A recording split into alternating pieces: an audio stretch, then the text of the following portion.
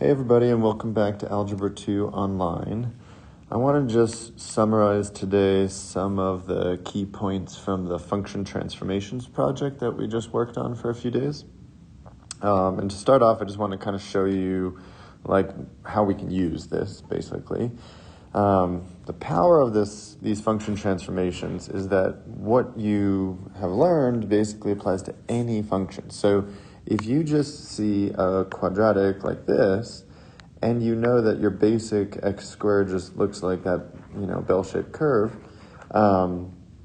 then you can apply your transformations and graph this without a calculator and all that stuff.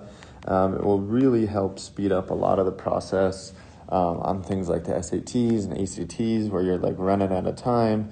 If you just know these little tricks, you can basically just graph them really quick.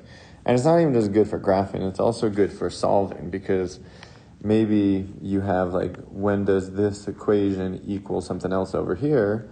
And if you know where this roughly is and you know where the other side roughly is, maybe you know that the two don't intersect based on just graphing. So then you don't even have to solve anything. You can just jump and say no solution or something like that. So this one, there's three transformations here. This is going to be your vertical flip. This is going to be your shift to the left 2. And this is going to be your shift down 3. So maybe I'll do it in kind of, 2 parts. We'll even do 3 parts. So we'll do x plus 2 squared in yellow. Then we'll do negative of x plus 2 squared. And then last we'll do the negative of x plus 2 squared minus 3. So if I shift x squared to the left 2, it would look like this. And then flipping it, it's just this negative will act as a vertical flip. And so it's going to take your graph and it's just going to flip it over the x-axis there. And so you're going to get this kind of shape, right? And then minus 3 just acts as taking this green graph and bringing it down 3 units. Everything just goes down 3. So 1, 2, 3, that would go there. This would go here. This would go here. And you just kind of, whoops, I'm doing this in green. This should be in red. And so you would get that as your final graph. You don't even need to plot points or really anything. You really can just take, this shape, and if we're just doing a quick sketch, really just moving, honestly, this one point around is sufficient here. So I just wanted to make sure you have a place to look all the transformations up in one spot. So, a lot of this has been talked about in the project already, but just so you have one place where it's kind of all summarized, I just wanted to write down in words what these transformations do. So, the first one, the first set, I guess, how I think of it, because they do kind of come in pairs, all of them, is your shift left and right. So if you add something on the outside of the function, this is a y value, and if you're adding or subtracting to it, then you're going to shift that y value up or down. So this is your vertical shift by whatever, by that number, plus or minus. And we talked about why when you add inside, it's kind of weird and goes backwards, but this is your other shift. But you'll notice whenever you do these things that anytime we're working inside, it's kind of backwards and counterintuitive from how you think. So this is your horizontal shift, but adding a positive number moves left, whereas subtracting a positive number moves right. So it's always backwards. It's the same thing with when we do this next case, which is the stretching and compressing, when we do the stretching and compressing on the inside, we're going to get some weird, like, backwards kind of patterns happening. So this first one, if A is bigger than 1, then what the A is doing is literally multiplying by the Y values. So the Y values get stretched up by that factor of A. So this is like a vertical stretch by A, okay? And if you have a fraction, right, if you have half of a function or something like that, then you're going to squish it by a factor of 2. So this, I usually use the word, this is like compression by whatever A is. Actually, I should also add the word that it's vertical. Every time you change a Y value, which is the f of x, it's always going to be vertical. Whereas here, we're changing the x value, and so this is going to be your horizontal stuff, just like this was your horizontal because it's affecting the x right there. So for this one, it's on the inside, so it's going to be weird and backwards. We're going to actually get, well, both of them are definitely horizontal because they are on the inside. But you might think if A is big, you would get horizontal stretch. But you actually get horizontal compression by A. And here you would get horizontal stretch by A. The easy pattern to remember is that anytime you're on the inside, it's always like backwards from the way you think. Just like when we add on the inside, we actually go left. When we subtract, we actually go right. It's kind of weird, but it does make sense if you think about getting into like the numbers a little bit, and it takes a little while to explain that, and I'm happy to explain it more, but I do think I explained a bunch of it to people on and off during the project, but it is backwards. So adding left, subtracting right, big numbers inside are actually going to compress, and small numbers are going to stretch. The last two are just your flips, and the way you can almost graph this one pretty well. So let's just do. So if you have a point like over here at 1, let's say 2 or something, if you negate that f of x, this is the output, the 2 is the f of x. So this point is going to move down here to negative 2. So that's going to be your vertical flip, or your basically reflection over the x-axis. Whereas if you take a point like, again, we could do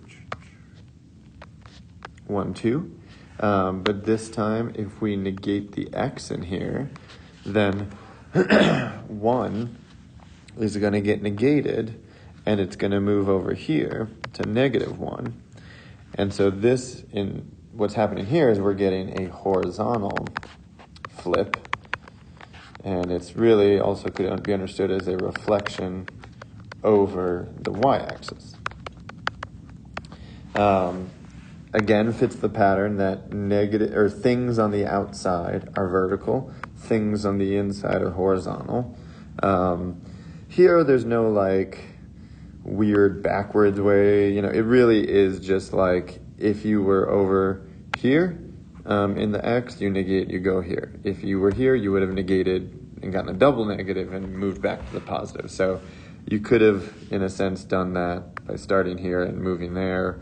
Or for this one even, we could have started here and negated and moved up. But it's just a flip over the two lines there. So I just want to do one more example. This one is a little trickier because we need to simplify it a bit before we know exactly what the transformations inside are. So we definitely have absolute value, so it's good to write just kind of general absolute value of x over here. So we know that like we're working with that kind of shape, okay? And we know that there's definitely a shift up 3. There's going to be like a vertical flip. But in here, there's some sort of, scale factor on x. And we really want to turn it into, this structure where it's just a number times x, not x like divided by and all that. So what I'm going to do is I'm going to rewrite this thing where I take 1/2 out. And, this one, I can see that like 1/2 times x is definitely the x over 2. So I have some sort of, a value, like the a I'm talking about is again this one. I have an a value of 1/2, and what I need to figure out is what number really goes here if I have 1/2 here. So, basically it's like unpacking. It's really just factoring, but that's kind of reversing distribution is what I was going to say. So we know if we move that in, we get 1x over 2. And then the idea is like 1/2 times something here needs to be 1/4. And, it's got to be -1/2 then, because 2 times 2 on the bottom gives me that 4. So in this form, I really can see all the transformations. You got a vertical flip. You've got a horizontal stretch. I guess I'll even add by 1/2. Remember, the inside is always weird and backwards. Along that same line, you've got a shift, not left, but right by 1/2. And then you've got a vertical shift by 3. We've got to do all of that. And this one's about as complicated as they get. But we've got to do all that to this thing. Order of operations does matter. Like, you can't do this shift first and then this or something. You really do need to, a few of these you can do out of order, but this has to be the last thing to happen. So I'm not going to write out all of these in different parts because I think it'll get really muddled and hard to read the graph, but I'm going to start with the shift right by 1/2. So normally I'd have a V right here, but I'm going to move over to the right. So then I'm going to be right here. And we also know that it's going to be negative. So maybe I'll do a negative x minus 1/2 first. Just to kind of, that's 1.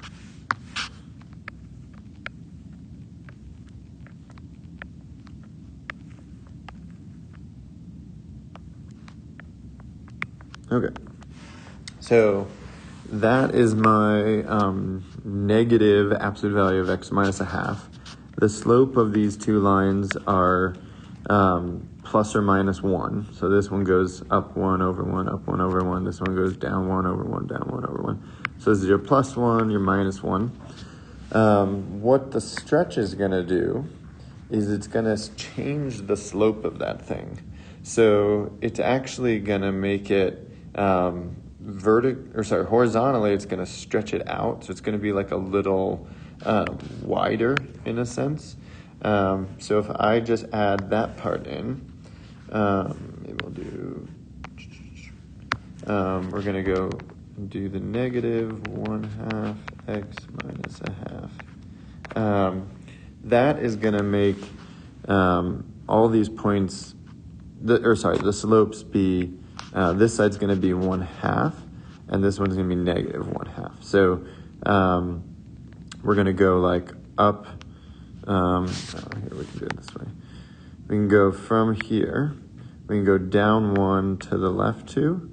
And go down 1 to the left 1, and do that the same.